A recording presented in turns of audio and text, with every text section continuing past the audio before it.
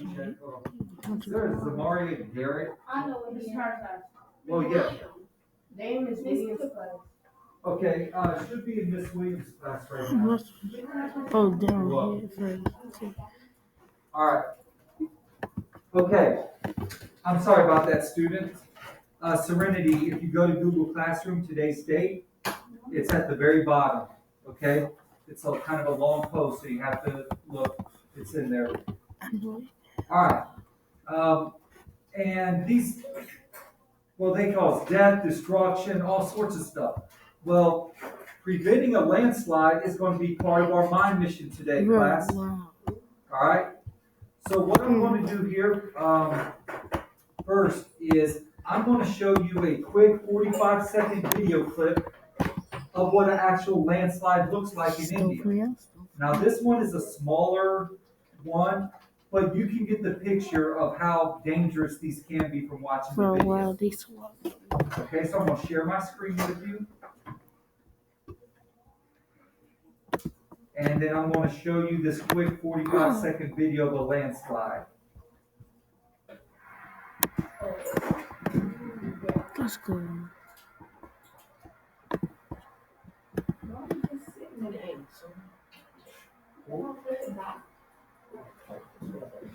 Is that water?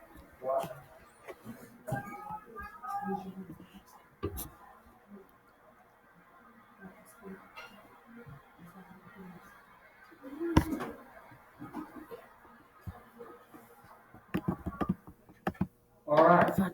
So you can see there, students, just off that little bit of a landslide there, how dangerous they can be.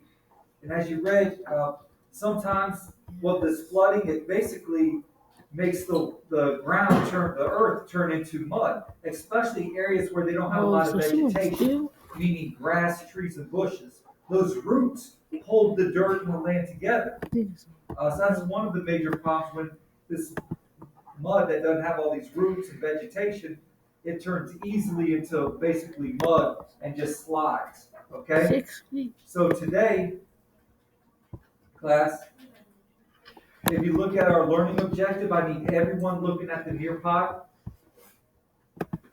Our learning objective, class, we're dealing with geography and we're dealing with physical processes and how humans adapt or modify the environment to make the environments more sustainable or livable. We're also going to go through a problem-solving process today, where by the end of the period, you, the student, will be able to create a landslide prevention plan, and you're going to evaluate its effectiveness by using mind missions, problem-solving strategies with a rating of 4 out of 5. Okay? What you're going to do, class, if you scroll, you have a little scroll bar on the right. This is the rating score and how it equals into points. And then at the bottom, you have your essential question. What resources will be needed to help stop a landslide? So if you look at the background here, you see an image of a landslide. You need to be thinking about what type of materials, what type of things would be needed to help stop the land from sliding. If you notice here, this road, you got people standing along the edge, and you have some people standing on that big crack right there. I don't know what they're thinking, but that wouldn't be me. Okay, yeah, no, not me. If I see that other piece that's just falling in, I'm not standing on that cracked side right there waiting to fall in. All right? All right, this is your mission. I need everyone to follow along with me. This is what you have to do today. Your mission. A family in India is looking for help. They want to know how to prevent monsoon rains from causing a landslide that could destroy their home. They're coming to you for help. Your job, you have to do these 3 things. Number 1, you're going to devise, which means create, develop, make, a plan that includes 3 home or yard improvements that will help prevent a landslide. So you have to come up with 3 ideas for this family's home or yard that can help prevent a landslide from happening. The second thing you have to do is add 1 suggestion for a village-wide landslide prevention program. All right? What is something the whole community could do, or something that could be done to the community that can help prevent a landslide? And then what you're going to create is step 3. You're going to write a letter and you're going to draw out your plan that explains your suggestions to the family and the community. The letter doesn't have to be anything written like you're writing a president, because you're only going to have 15 minutes to execute. All right? Before you execute, you're going to have a 5-minute planning session, which I'm going to talk about in a moment. All right? Your expectations. I want you to participate and have fun. I want you to use creative thinking and problem solving. So I want you to kind of be creative in your ideas. Okay? Try to be imaginative.